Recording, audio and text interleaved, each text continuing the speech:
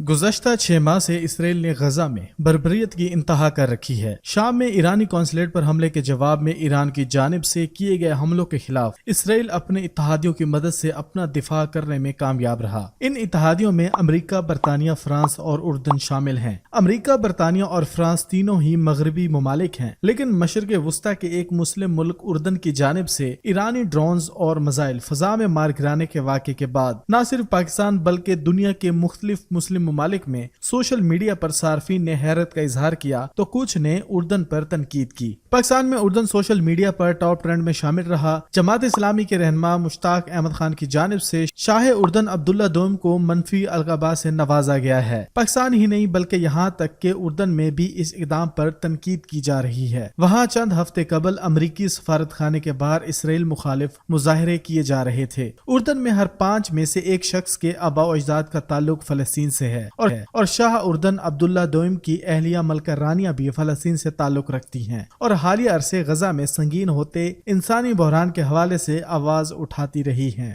شدید عوامی تنقید کے بعد اردن کی حکومت کی جانب سے کہا گیا کہ یہ اقدام دراصل اردن کی مقامی آبادی کو تحفظ فراہم کرنے کے لیے اٹھایا گیا، جبکہ ایران کے پاسداران انقلاب کی جانب سے خبردار کیا گیا تھا کہ وہ اسرائیل کے خلاف حملے کے دوران اردن کے اقدامات پر نظر رکھے ہوئے ہیں اور اگر مداخلت جاری رکھی تو اگلا ہدف اردن ہو سکتا ہے۔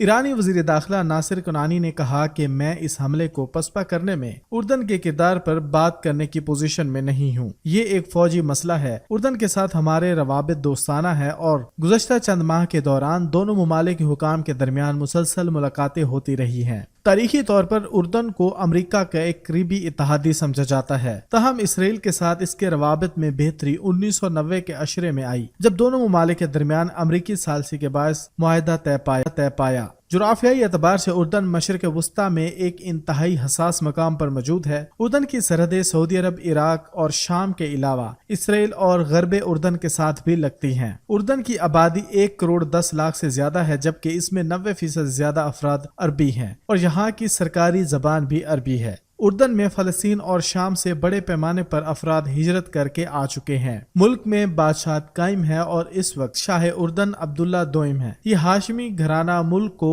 1946 میں برطانیہ سے باقاعدہ آزادی ملنے کے بعد سے ملک پر حکمرانی کر رہا ہے۔ بادشاہ عبداللہ دوم کی سرکاری ویب سائٹ پر ہاشمی خاندان کی تاریخ اور اس کا شجرہ تفصیل سے بیان کیا گیا ہے، جس کے مطابق شاہ اردن کا شجرہ پیغمبر اسلام اور ان کے پردادا ہاشم سے جا ملتا ہے۔ 20ویں صدی سے پہلے 400 سال تک اس علاقے پر سلطنت عثمانیہ کا راج تھا، تاہم پھر پہلی عالمی جنگ کے دوران سلطنت عثمانیہ کا اتحادی ممالک کے مخالف جنگ لڑنے کے فیصلے نے مکہ کے اس وقت کے امیر مکہ شریف حسین بن علی کو سلطنت عثمانیہ سے آزادی حاصل کرنے کا جواز فراہم کیا، جو برطانیہ سمیت دیگر اتحادی قوتوں کی معاونت کے باعث 1916 میں عرب بغاوت کی شکل میں پورا ہوا۔ 1917 میں اینگلو عرب افواج نے اس خطے کا کنٹرول سنبھال لیا، جس میں فلسطین کا علاقہ بھی شامل تھا، اور 1921 میں فلسطین کو اس خطے سے الگ کر کے ٹرانس جارڈن کی بنیاد رکھی گئی اور عبداللہ، جو بعد میں اردن کے پہلے بادشاہ بنے، کو حکمرانی سونپ دی گئی۔ برطانیہ کی جانب سے متعدد مرتبہ مکہ کے امیر شریف حسین بن علی سے متنازع بیلفور ڈکلیریشن پر دستخط کروانے اور اس کے عوض ایک بھاری رقم دینے کی کوشش کی گئی،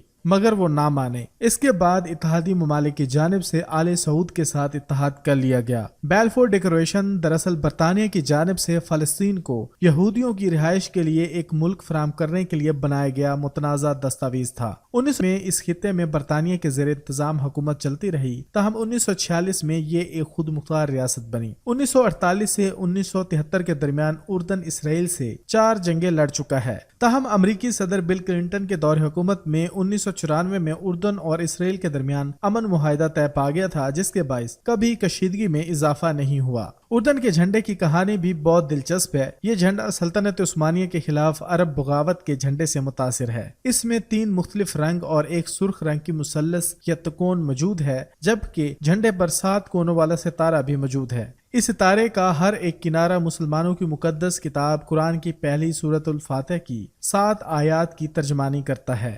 یہ ستارہ ہی اس جھنڈے کو فلسطین کے جھنڈے سے الگ کرتا ہے۔ جھنڈے میں موجود سرخ تکون یا ٹرائی اینگل، جبکہ 3 مستطیل اردن کے تاریخ میں اس پار حکمرانی کرنے والی 3 خلافتوں کی نمائندگی کرتے ہیں: سیاہ مستطیل خلافت عباسیہ، سفید خلافت بنو امیہ جبکہ سبز خلافت فاطمیہ کی نمائندگی کرتے ہیں۔ اگر آپ ہمارے اس چینل کے اوپر نئے ہیں تو قوم ڈیجیٹل کو سبسکرائب کیجئے۔ فیس بک پر آپ ہمیں فالو کر سکتے ہیں۔ اس کے علاوہ آپ ہماری ویب سائٹ وزٹ کیجئے www.dailyqom.com۔